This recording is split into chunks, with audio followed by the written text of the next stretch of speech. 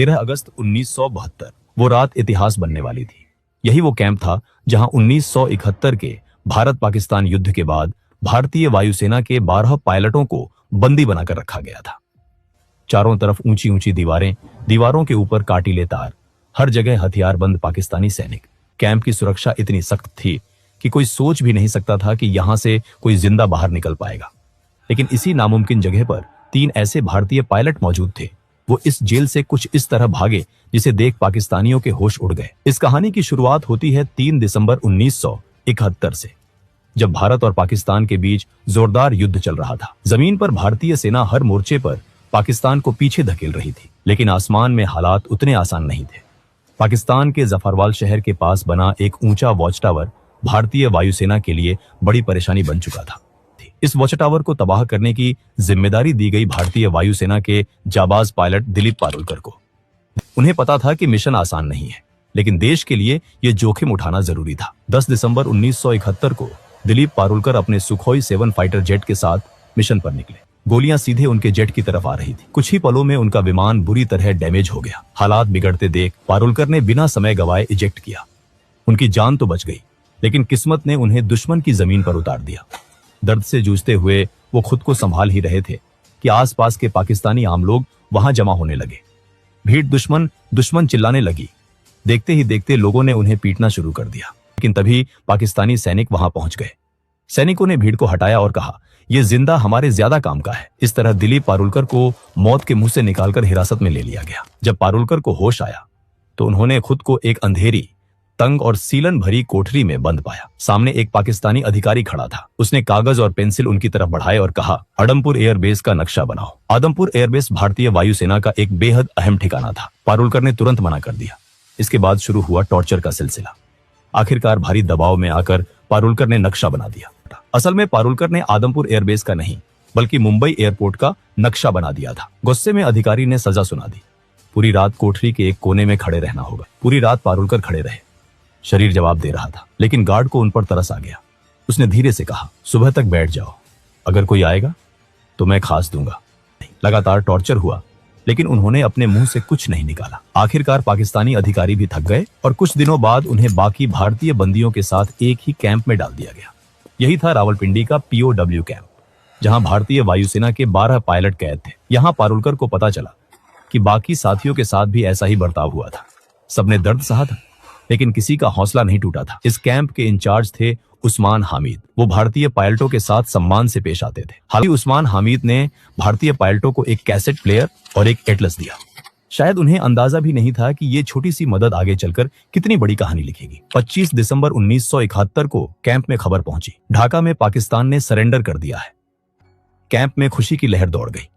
सबको लगा कि अब जल्द ही वो घर लौटेंगे, लेकिन दिलीप पारुलकर का मन कुछ और कह रहा था। उन्हें पता था कि कैदियों की अदला बदली में लंबा वक्त लग सकता है। उन्होंने साथियों से कहा, अगर हम यहां बैठे रहे तो शायद सालों लग जाए, क्यों ना हम खुद ही रास्ता निकालें। पहली बार किसी ने उनका साथ नहीं दिया, लेकिन पारुलकर हार मानने वाले नहीं थे। उनके दिमाग में एक बीज पड़ चुका था, आजादी का बीज। 25 दिसंबर 1971 के बाद रावलपिंडी POW कैंप में एक अजीब सी खामोशी फैल गई थी। बाहर की दुनिया में जंग खत्म हो चुकी थी, लेकिन इन 12 भारतीय पायलटों के लिए लड़ाई अभी बाकी थी। सबको उम्मीद थी कि भारत और पाकिस्तान के बीच युद्ध बंदियों की अदला बदली जल्द होगी। दिलीप पारुलकर को अंदर ही अंदर ये महसूस हो रहा था कि सरकारों की बातचीत में बहुत समय लग सकता है। उनका मन मानने को तैयार नहीं था कि वो बस इंतजार करते रहे। शुरुआत में उन्होंने एक अलग योजना सोची। जब रात को टॉयलेट जाने के लिए एक सिपाही उनके साथ आता था, तब उसकी बंदूक छीनकर उसे ढाल बनाकर बाहर निकलने का प्लान बनाया गया। लेकिन ये रास्ता बहुत जोखिम भरा था। काफी सोच विचार के बाद पारुलकर ने यह प्लान खुद ही छोड़ दिया। समय बीतता गया, कई महीने गुजर चुके थे, लेकिन भारत सरकार की तरफ से कोई हलचल नहीं दिख रही थी। इसी दौरान कैंप में मायूसी बढ़ने लगी। तब पारुलकर ने एक बार फिर अपने साथियों से बात की। इस बार 2 लोग आगे आए, MS ग्रेवाल और हरीश सिंह जी। तीनों ने तय किया कि अगर किस्मत ने मौका दिया है तो वो उसका इस्तेमाल जरूर करेंगे। इससे पहले उन्होंने कैंप के इंचार्ज उस्मान हदीद द्वारा दिए गए एटलस को ध्यान से पढ़ना शुरू किया। रात भर वो नक्शे देखते, रास्ते समझते और संभावनाएं तलाशते। प्लान साफ था, जेल से निकलने के बाद सीधे भारत पाकिस्तान बॉर्डर जाना बहुत खतरनाक था। इसलिए उन्होंने तय किया कि वो पहले अफगानिस्तान की तरफ जाएंगे और वहां से किसी तरह भारत पहुंचेंगे। उन्हें ऐसा सेल चाहिए था जो कैंप की बाहरी दीवार के सबसे पास हो, जहां गार्ड कम आते जाते हो। काफी निरीक्षण के बाद उनकी नजर पड़ी सेल नंबर 4 पर, लेकिन उस सेल में शिफ्ट होना आसान नहीं था। यहीं पर पारुलकर की समझदारी काम आई। उनका व्यवहार गार्ड्स के साथ हमेशा ठीक रहा था। उसी का फायदा उठाकर उन्होंने रिक्वेस्ट डाली और आखिरकार पारुलकर, ग्रेवाल और हरीश सिंह जी को सेल नंबर 4 में शिफ्ट कर दिया गया। इस सेल में पहले से एक और भारतीय पायलट मौजूद थे, विद्याधर शंकर चाटी। चाटी भागने के प्लान में शामिल नहीं होना चाहते थे, लेकिन वो इन तीनों की मदद करने को तैयार थे। अब असली चुनौती थी दीवार में सुरंग बनाना। सेल की दीवार लगभग 18 इंच मोटी थी। बिना किसी औजार के इसे तोड़ना नामुमकिन था। किसी तरह उन्होंने एक कैंची और एक स्क्रू ड्राइवर चुरा लिया। हर रात ठीक 12 बजे से 1 बजे तक बेड के नीचे जाकर काम शुरू होता। एक आदमी दीवार कुरेदता, बाकी 3 पहरा देते। दीवार से निकलने वाली मिट्टी और सीमेंट को बेड के नीचे छुपा दिया जाता। एक रात खतरा बहुत करीब आ गया। एक गार्ड ने बाहर से झांककर देखा और उसे लगा कि सेल में सिर्फ 3 पायलट हैं, जबकि उस वक्त हरीश सिंह जी बेड के नीचे थे। गार्ड ने आवाज लगाई, लेकिन तीनों ने सोने का नाटक किया। गार्ड भागकर इंचार्ज उस्मान हामिद को बुलाने गया। उसी पल सिंह जी चुपचाप बाहर निकले और लेट गए। जब उस्मान हामिद आए और चारों पायलटों को देखा तो उन्होंने गार्ड को ही डांट दिया। दीवार की ईंटों से सीमेंट निकाला जाता, फिर ईंटों को वैसे ही वापस लगा दिया जाता। बाहर से देखने पर सब सामान्य लगता था। हर कैदी को हर महीने 57 रुपये मिलते थे। इन्हीं पैसों से तीनों ने ड्राई फ्रूट्स, कंडेंस्ड मिल्क और जरूरी सामान इकट्ठा किया।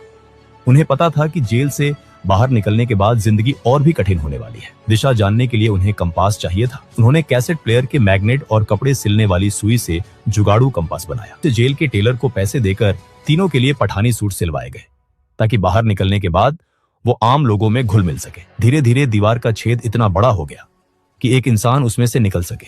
13 अगस्त 1972 की रात रावलपिंडी POW कैंप के ऊपर काले बादल छाए हुए थे और थोड़ी ही देर में मूसलाधार बारिश शुरू हो गई। यही वो रात थी जिसका इंतजार दिलीप पारुलकर, MS ग्रेवाल और हरीश सिंह जी महीनों से कर रहे थे। जाने से पहले उन्होंने अपने साथी विद्याधर शंकर चाटी को गले लगाया।